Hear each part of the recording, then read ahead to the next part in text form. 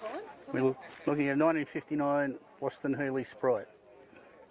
And what's special about this one? It's got a slightly larger engine than standard. What sort of engine's it got in it?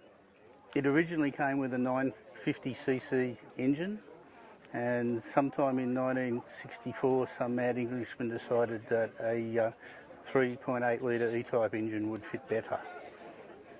So it has an E-type 3.8 litre E-type engine, E-type gearbox, E-type diff, inboard rear brakes, independent rear suspension. And how long have you had it? I guess about 15 years, but it's only been in this condition for 6 months. And what have you done to it?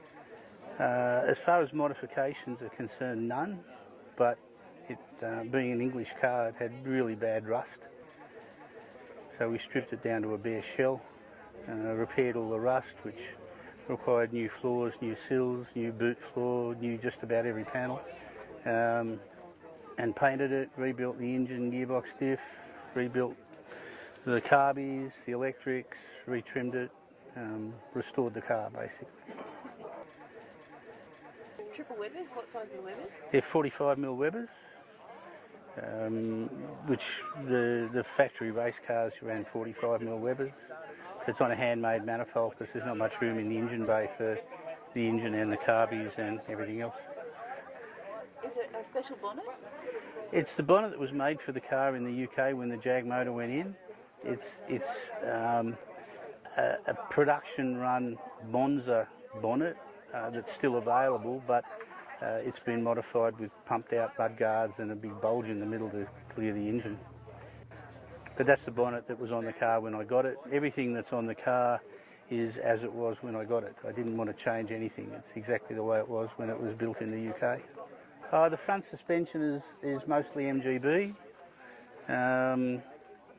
MGB shock absorbers, MGB uprights, MGB brakes. The rear suspension is off a Lotus 16 race car, so it's got Chapman strut rear suspension. So it's very well engineered, and it's truly unique. There's only one of them. It's done about 40 kilometres since I finished building it, but I hope to drive it often. How was it on the track yesterday? It was a bit slippery in the wet.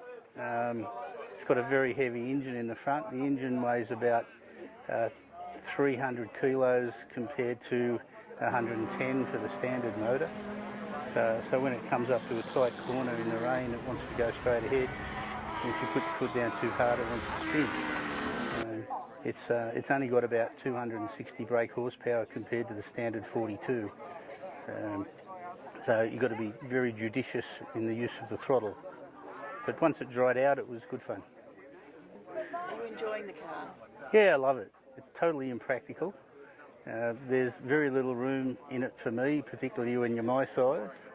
There's no room in the boot for a spare wheel and a soft top. You have to choose which one you want to take.